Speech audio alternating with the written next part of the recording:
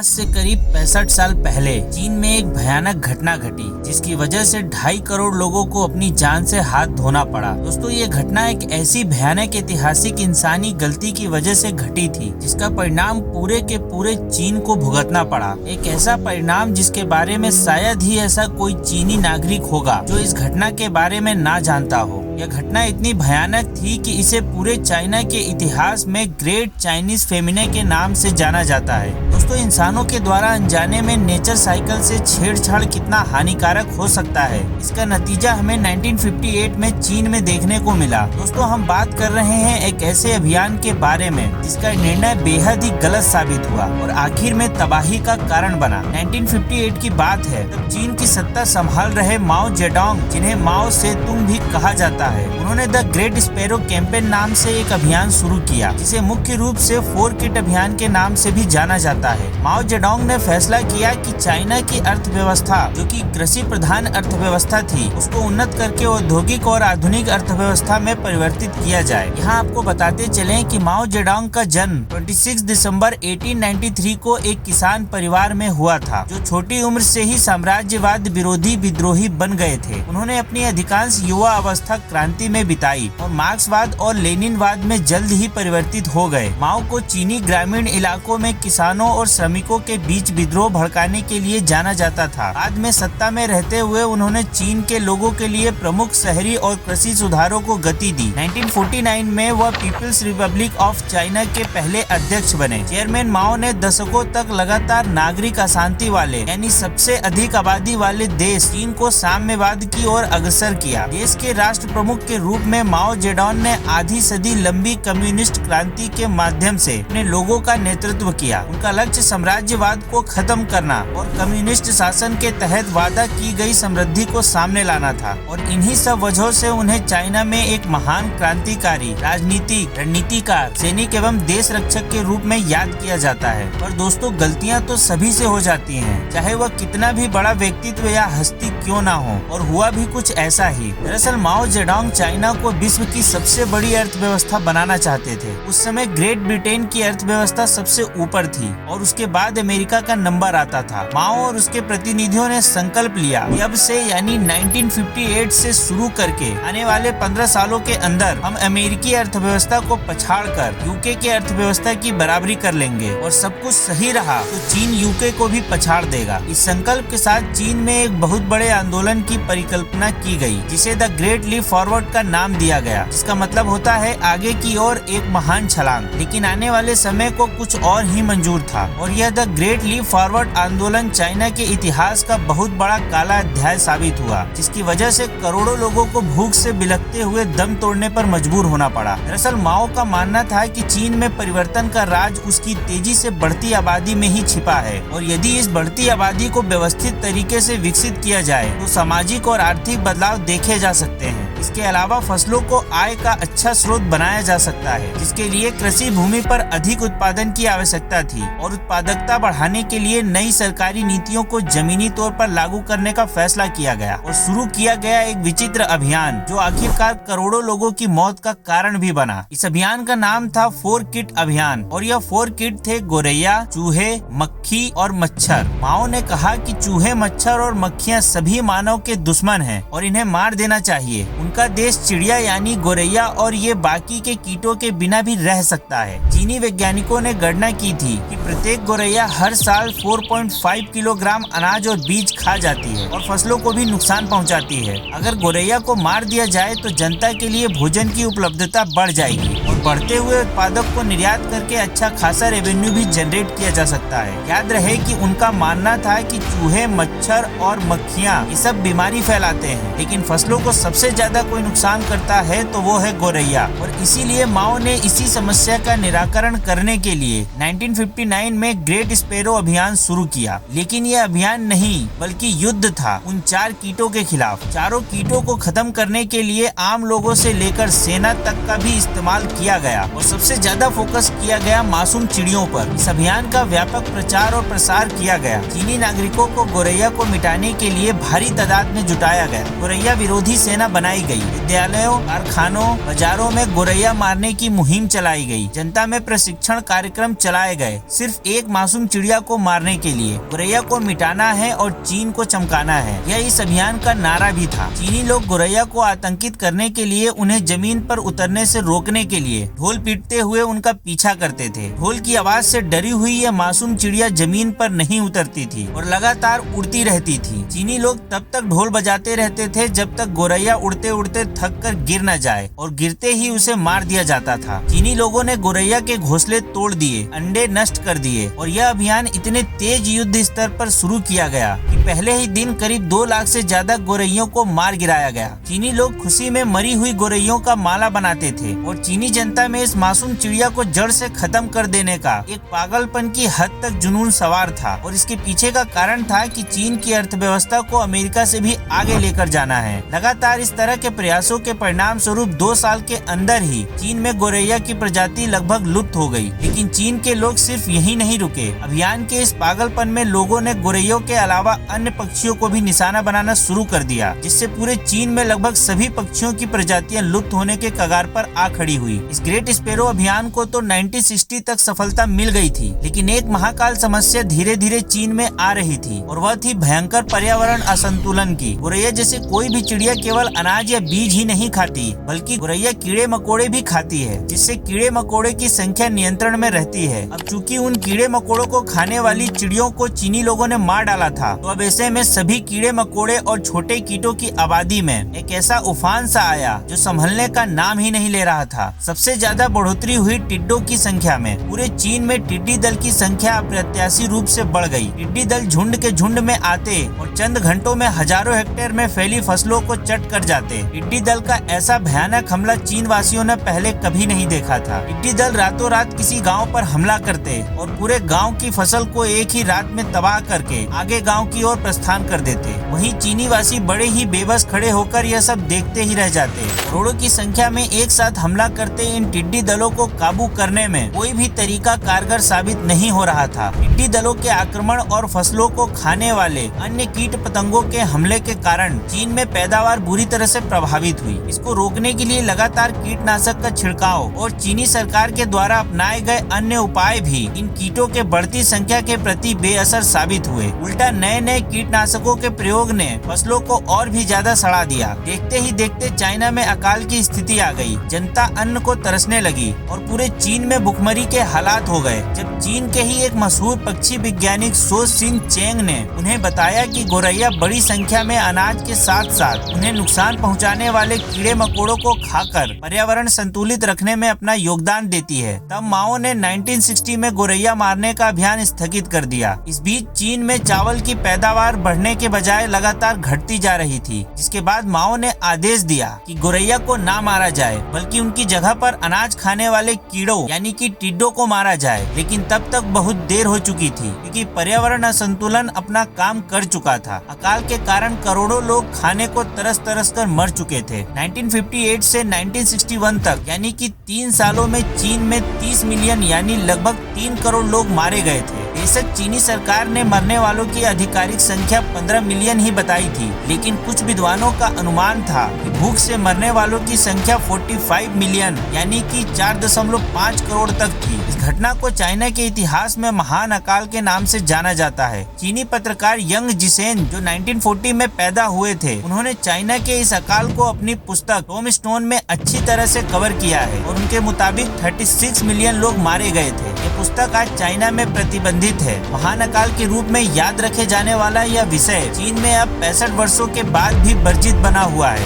इतना ही नहीं, चीन के आधिकारिक रिकॉर्ड बताते हैं यह एक प्राकृतिक आपदा थी, न कि सरकारी कुप्रबंध और गलत नीतियों का परिणाम, जबकि वास्तव में यह घटना एक भयंकर मानवीय भूल थी, जिसकी वजह से करोड़ों लोग भूख की वजह से मारे गए थे। उम्मीद है इस वीडियो ने आपको लाइक करने के लिए जरूर इम्प्रेस किया होगा। तब तक के लिए मिलते हैं अगली एक और शानदार वीडियो में।